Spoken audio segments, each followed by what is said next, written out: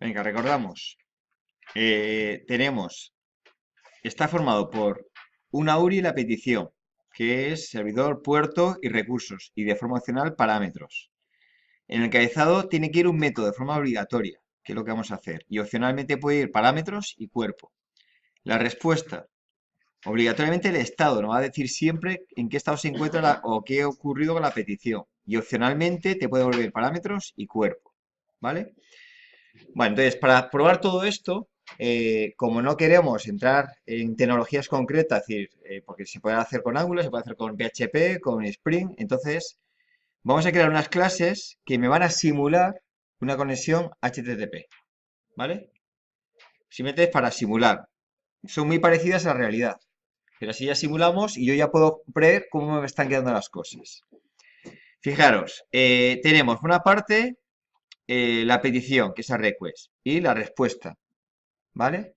Ambos heredan de una clase común, HTTP base, que tenemos unos parámetros de cabecera, que vamos a simularlo, que es un mapa de clave valor, string string.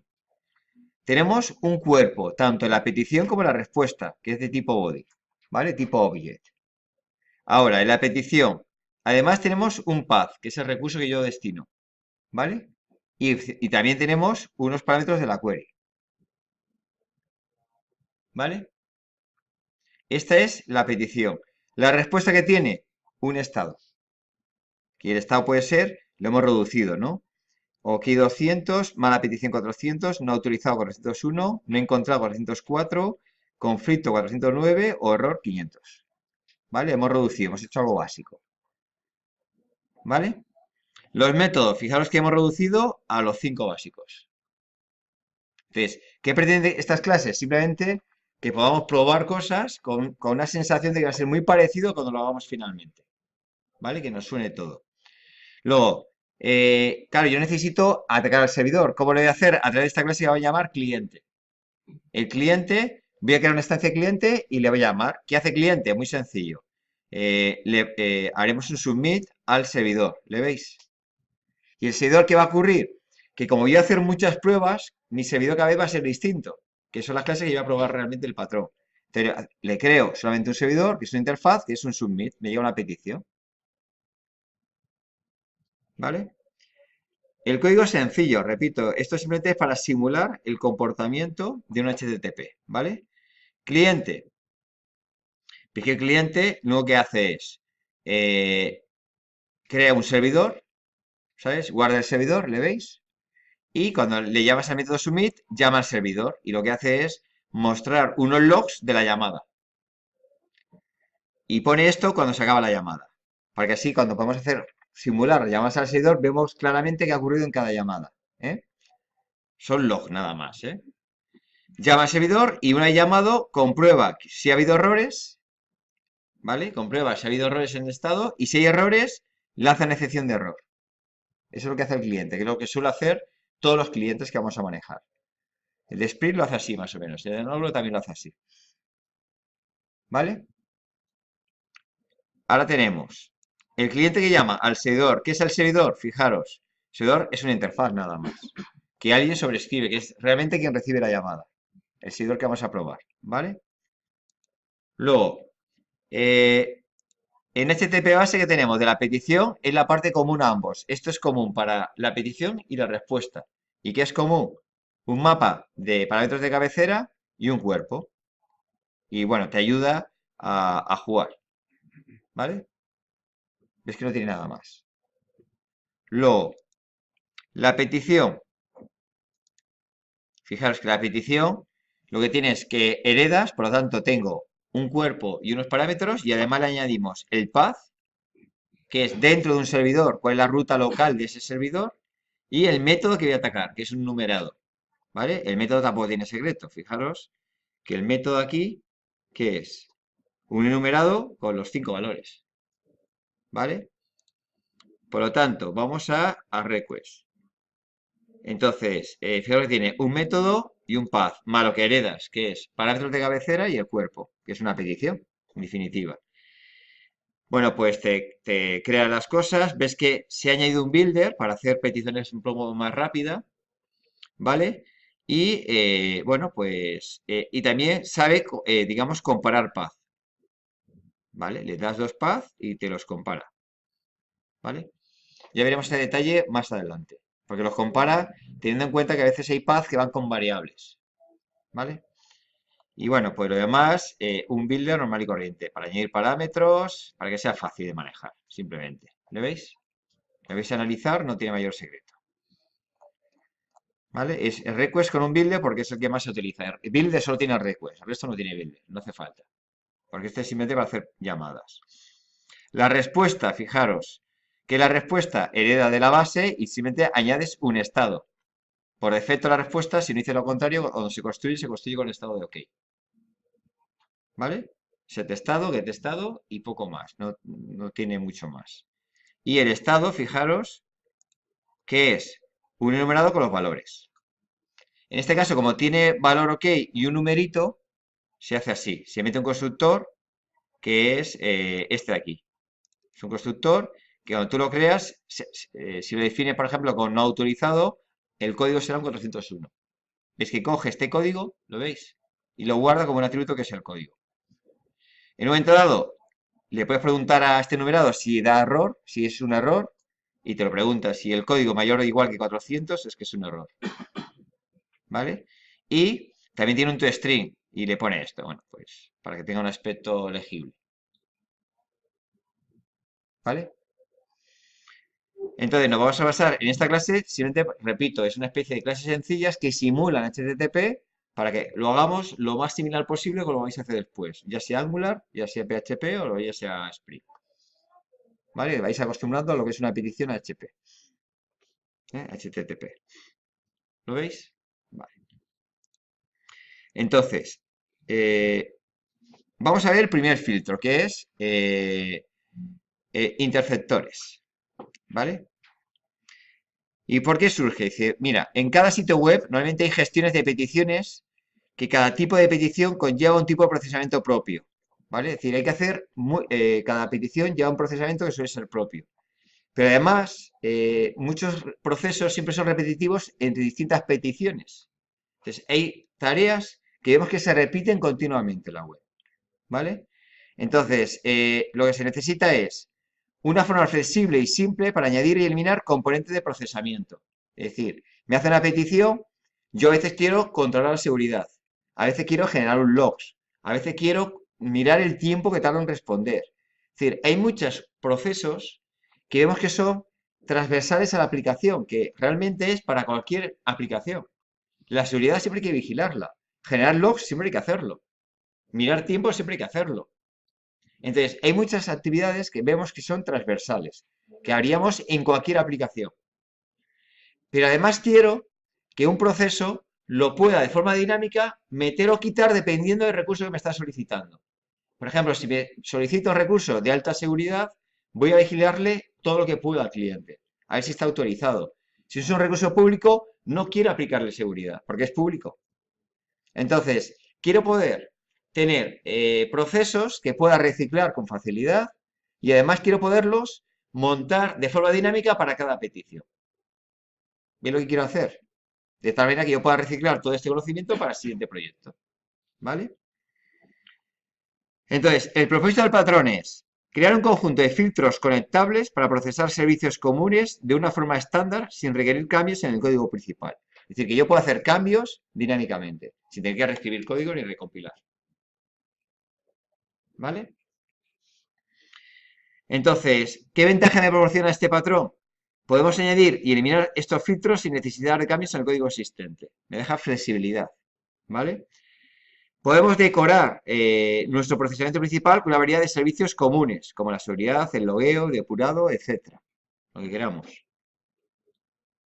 Y estos filtros son independientes de la aplicación principal, es decir, los consideramos fuera de la capa de negocio. Son colaterales o transversales, pero los necesito en cada sitio web. ¿Vale? Entonces, fijaros, me plantea esto lo siguiente. Ahora ya lo voy a hacer con mi, digamos, lo vamos a plantear todo con las clases que hemos hecho de simulación para hacer realmente una petición web, cómo funcionaría. ¿Vale? Entonces, el cliente va a solicitar la petición.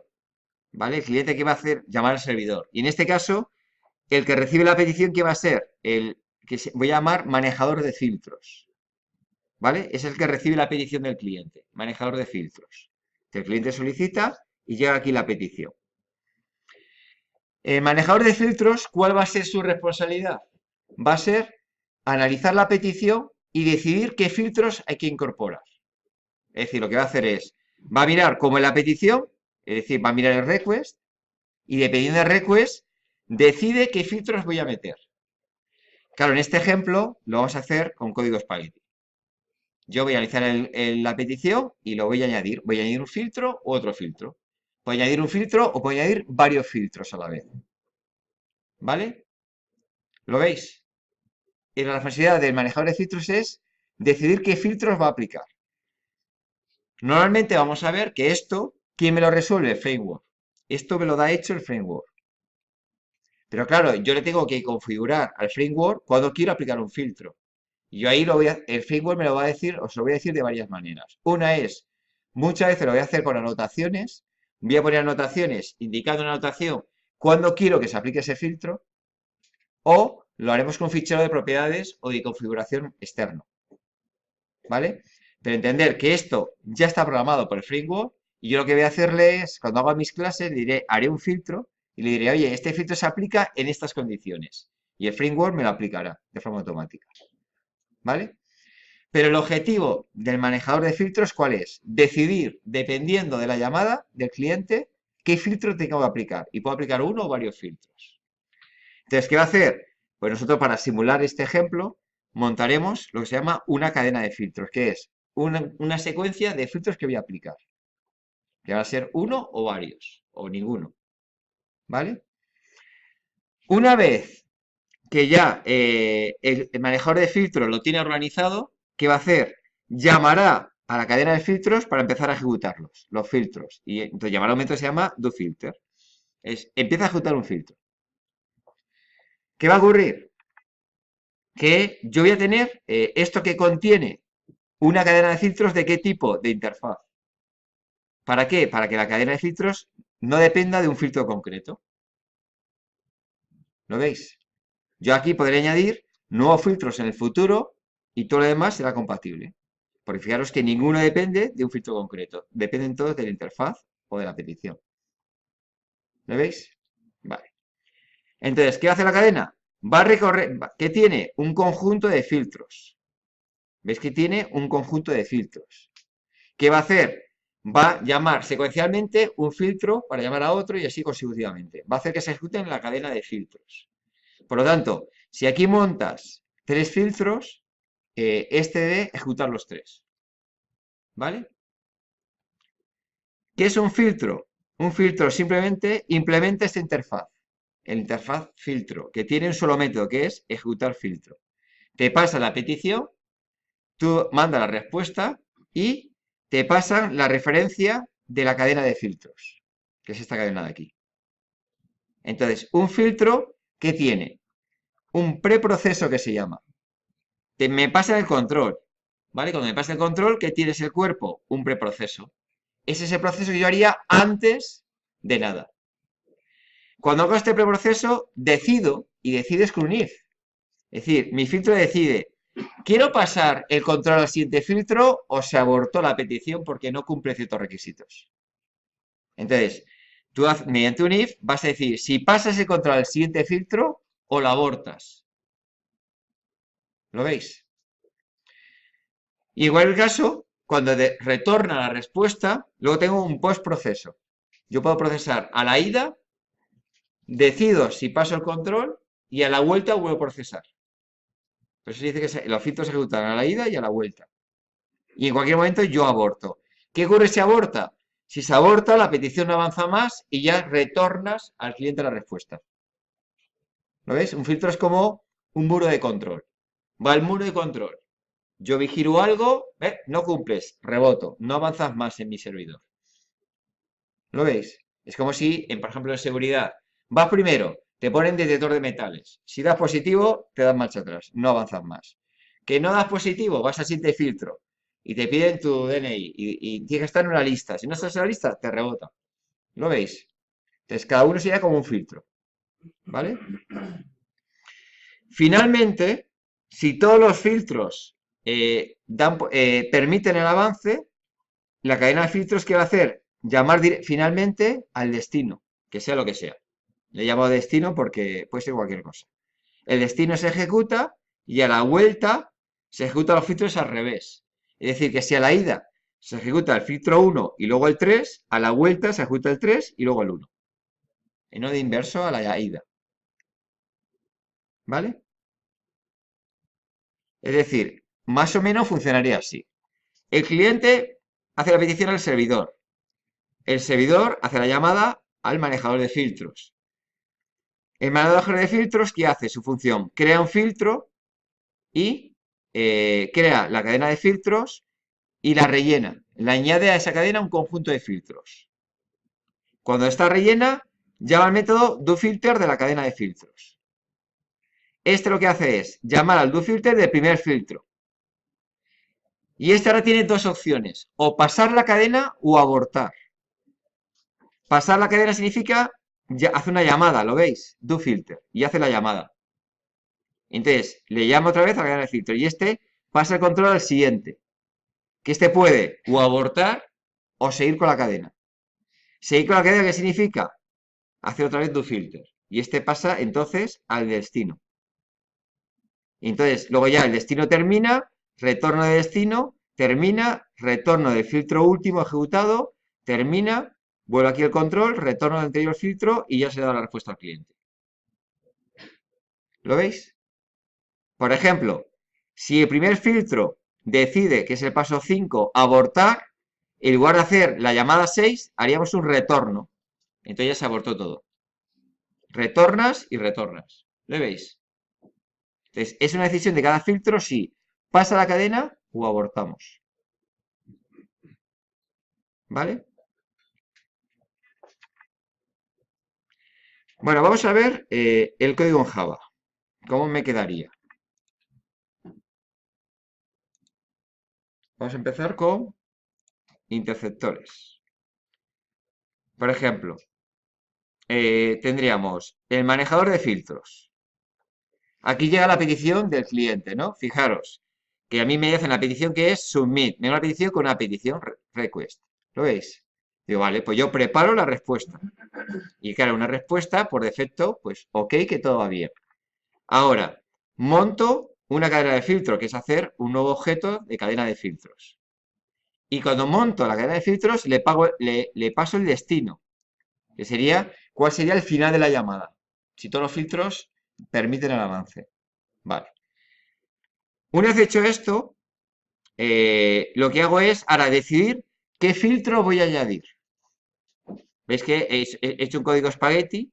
¿Lo veis? Es para simplemente ahora, ¿qué filtros quiero añadir? Y yo qué voy a hacer, analizar el path. He puesto un ejemplo concreto un poco estático, ¿no?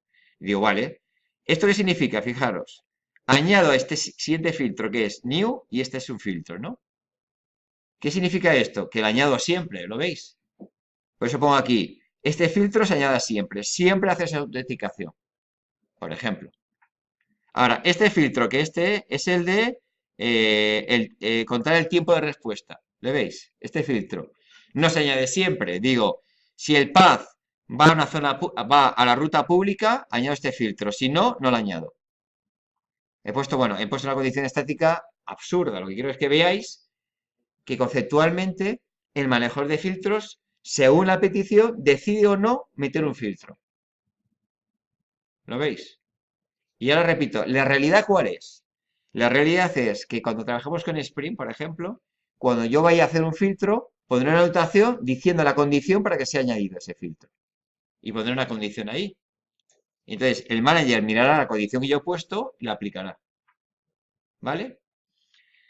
Si no lo quieres añadir, no se añade. Si lo quieres añadir, simplemente la cadena de filtros se añade. Y veis que va a valer. Otra condición es, otro filtro. Esto es un filtro de depuración. Solo se añade si vas a este recurso, que es público depuración. Entonces, si veo este recurso, añado este filtro. Si no, no se añade. Entonces, ¿esta zona qué es? Fijaros, exclusivamente decidir, dependiendo de la petición, qué filtros quiero añadir. ¿Vale? Una vez añadido, digo, vale, muy sencillo. Llamo a la cadena de filtros y le digo, do filters. Es como pasar el toque. Le paso el toque y que se ejecuta. Le paso la petición y la respuesta. Y cuando él me conteste, yo contesto al cliente con la respuesta. ¿Lo veis? Vale. Ahora vamos a la cadena de filtros, a ver cómo es. La cadena de filtros, fijaros, que tiene una lista de filtros de tipo interfaz. Filter, ¿os acordáis? Es el interfaz. Es una cadena de filtros. Vale. Cuando se construye, yo guardo mi destino para luego ejecutarlo y, digamos, monto la cadena de filtro vacía y genero un iterador de la cadena de filtros vacía. Vale, y ya está. Cada vez que me dices añadir un nuevo filtro, yo lo añado a mi lista de filtros, ¿lo veis? A mi lista y voy a volver a montar el iterador. Porque como ha cambiado, reconstruyo el iterador. ¿Lo veis? Vale. Ahora me dice, pasa la cadena. Esto es como, vamos a empezar a ejecutar. Y yo digo, vale. Me pasan petición y respuesta. Y yo ahora digo, vale, accedo al iterador. Y si hay un siguiente, le paso la cadena. ¿Le veis? Iterator next, do filter. Y le paso petición, respuesta y yo mismo, que soy la cadena de filtros. ¿Vale? Si no hay siguiente, porque el iterador ha terminado, paso el destino. Target. Ejecuto el destino. En el fondo, ¿qué hace la cadena? Fijaros, hace un iterator de los filtros. Si hay un siguiente, le paso la cadena, le paso control. Que no, llamo al destino final, que es el target. ¿Le veis? ¿Vale? Es que es muy sencillo el código. ¿Eh? Y ahora vamos a cómo es un filtro. Bueno, el filtro que es la interfaz es muy simple. Una interfaz que solo tiene un método que es petición, respuesta y la referencia de una cadena de filtros. ¿Vale? Y ahora vamos a ver, hemos hecho tres filtros de ejemplo. El ejemplo de autenticación, el ejemplo de tiempo y el ejemplo de depuración. Aquí. ¿Vale? Tres ejemplos. Venga, por ejemplo, el tiempo. ¿Cómo sería? Fijaros. Este implementa la interfaz y solo tengo que hacer un método que es doFilter. Este método lo sobrescribo y digo, vale, me pasa la petición, la respuesta y la cadena de filtros. Y yo aquí hago lo siguiente. Primero, preproceso. ¿Yo qué hago? Preproceso. En este caso, ¿para qué sirvo yo? Para anotar el tiempo de respuesta. Pues lo que hago es, busco la hora y anoto la hora actual. ¿Lo veis? Lo que hago es anotar la hora actual. Defino una variable local que me define la variable local. ¿Le veis? En este caso, yo no interrumpo nada, yo siempre paso el control. Por lo tanto, sin preguntar, paso el control al siguiente. Esto es como pasar la cadena. ¿Le veis? Lo que hago es, a esta cadena le digo do filter y es como pasar el control al siguiente. ¿Vale? La cadena se sigue ejecutando, luego se ejecuta el destino y cuando eso retorne, tengo el postproceso. Es decir, cuando eso termine, ¿qué significa? Que ya se han ejecutado todos los filtros y el destino. Luego vuelvo yo otra vez. ¿Lo veis? Y ahora por eso se llama postproceso. Es el retorno de la llamada. ¿Yo qué hago? Vuelvo a preguntar al sistema por la hora, calculo la diferencia y lo meto en este caso, pues para hacer un ejemplo, lo meto en la cabecera. En la respuesta cojo parámetros y meto un parámetro en cabecera que pone tiempo y el tiempo de proceso. Y lo devuelvo como un parámetro de cabecera. No veamos el sentido, sino simplemente la lógica. ¿Lo veis? ¿Vale? Por ejemplo, vamos a ver otro filtro, el de seguridad. Siempre son iguales todos los filtros. Vale, pues petición, respuesta y la cadena. En este caso, preproceso. ¿Yo qué hago? Miro si estamos en zona pública. Si estamos en zona pública, paso la cadena. ¿Lo veis? Paso la cadena. No tengo preproceso aquí. Bueno, mi preproceso es simplemente un log. Estamos en preproceso, pero no hago nada. ¿Lo veis? Entonces miro en la petición si es público. Si es público, paso la cadena. Si la petición no es pública, fijaros, cambio el estado de la respuesta a no autorizado y pongo un body que es un mensaje del error que ha ocurrido y es que se ha disparado el filtro de autenticación y no se ha satisfecho, no ha sido positivo. ¿Lo veis? Por hacer algo, ¿no? Y fijaros que no paso la cadena. ¿Ves que no se pasa la cadena? Aquí directamente hago postproceso y se aborta. Entonces significa que llega la petición al servidor, se ejecuta el filtro de autenticación, no lo superas y se aborta y se responde al cliente. No avanza más. ¿Lo veis cómo lo hemos abortado? ¿Por qué lo he abortado? Porque yo no paso la cadena. Si yo decido pasar la cadena, no se aborta. Si no paso la cadena, se aborta. ¿Lo veis?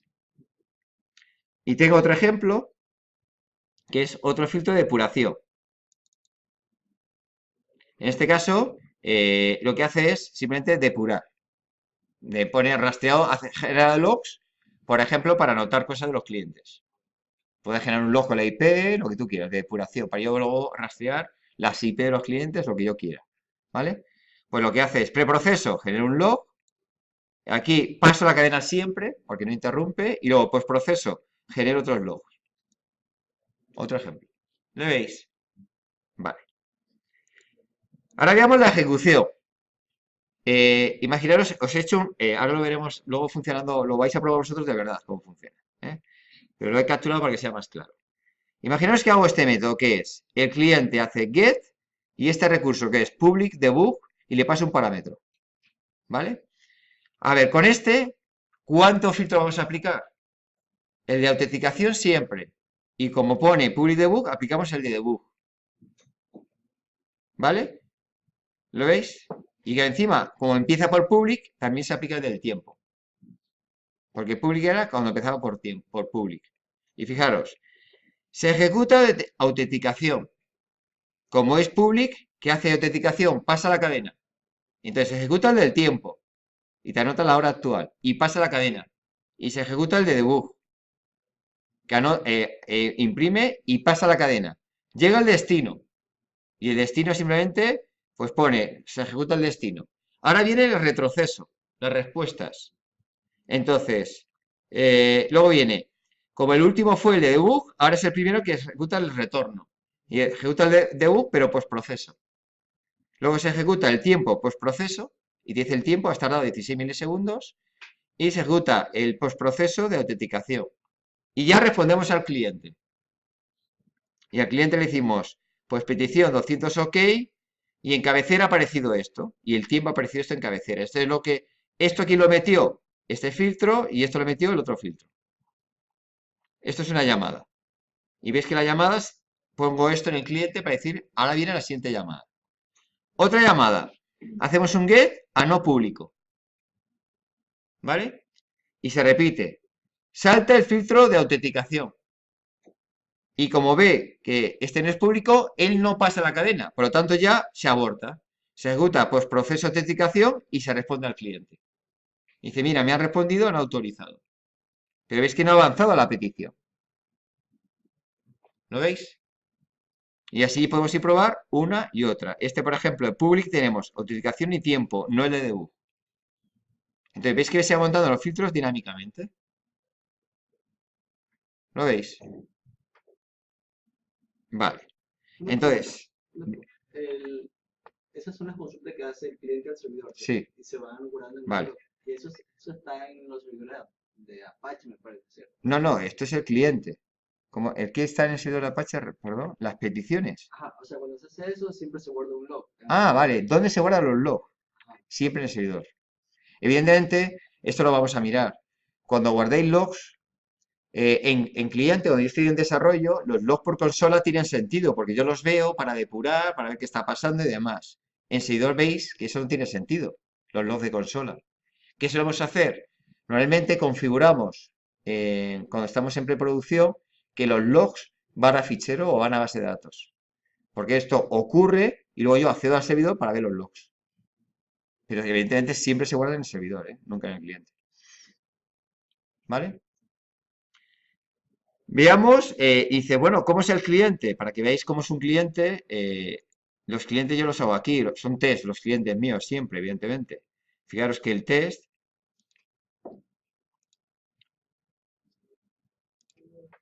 es que yo tengo un cliente, ¿vale? Mi cliente es esto, simplemente, veis, monto una petición, es esta, ¿no? Imagínate, HTTP, un builder, pongo public, parámetro, parámetro valor y hago método get. ¿Lo veis? Esto es un monto, una petición. ¿Qué me devuelve? Un request. ¿Lo veis cómo se monta? En este caso, veis que no he puesto un builder. No he puesto el método build para construir, sino que el método con eso se construye, que es lo último que podemos hacer. Entonces yo preparo todo y hago un método y con eso se construye y me devuelve la petición. Y a continuación, ¿qué hago? Llamo al cliente, submit la petición y ya se lanza la petición. ¿Ves? Así es un test, pero así es que lo vais a hacer también vosotros luego. Utilizáis una clase de alguien que te proporciona el acceso a una API REST y ya se lanza la petición. Aquí monto otra. ¿Veis que es? Llamo al builder y es public debug este parámetro método get y lanzo la petición. Aquí monto otra, no public parámetro, hago un get y lanzo la petición. ¿Vale? ¿Qué ocurre? Que este va a provocar una excepción. ¿Vale? Entonces, si en este caso el test quiero probar que está protegido mi sistema. Entonces, ¿qué hacemos? Lo hacemos así. Asegúrate que me lanza la excepción el servidor. Entonces, por ese test da positivo, no da, digamos, va bien. Porque yo hago una llamada, intento reventar algo del servidor, el servidor me provoca una excepción y yo compruebo que todo va bien. ¿Lo veis? Por eso esto dice, pero da verde. Claro, da verde porque lo que me espero del servidor es una excepción. Si no, no está protegido el servidor. Imagínate que haciendo una zona no pública sin loguearme y va y funciona. Pues chungo, ¿no? ¿Lo veis? Entonces aquí se hacen así. Asegúrate que me lanzas una excepción. ¿Vale? Venga, y entonces, a la hora de probarlo, lo podéis probar, ¿eh? Es decir, si cogéis mi ejemplo, ahora vais a cogerlo un rato y os voy a dejar un poco tranquilos. Fijaros que lo que voy a hacer es, me voy, está en los patrones, aquí tengo los patrones web, que es este, que es el de interceptores, ¿vale?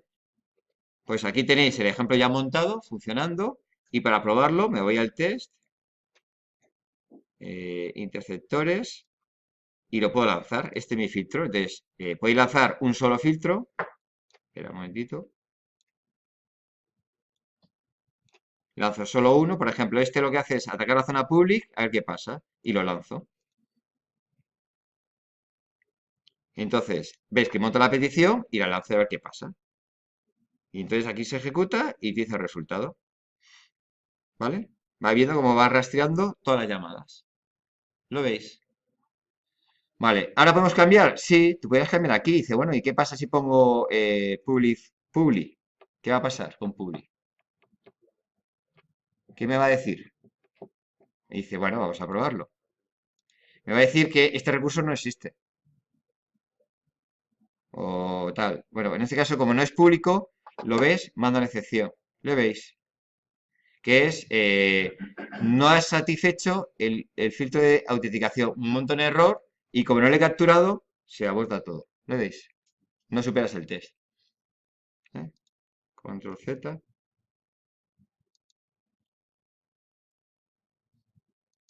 ¿Lo veis? Podéis hacer distintas llamadas para probar. En definitiva, ¿y lo que vamos a hacer? Nosotros, evidentemente, lo que no podemos hacer es esperar para probar las cosas tener Angular. Por lo tanto, vamos a montar un API REST y de Angular vamos a hacer la vista. Pero ¿qué tenemos que hacer? Cuando vamos al servidor, tenemos que probarlo todo, todo a lo bestia. ¿Para qué? Para cuando vayamos a Angular, probemos Angular, el servidor esté lo más probado posible, porque cuando falle Angular, que sea Angular, que no sea el servidor. Porque si cuando estoy probando en Angular, el fallo del servidor te cuesta encontrar, porque decía, "Joder, ahora tengo que ver qué ha pasado en el servidor de lo que he hecho yo desde Angular". ¿Lo veis? Bueno, pues probar, os dará experiencia y rastrear todo a ver si lo entendéis.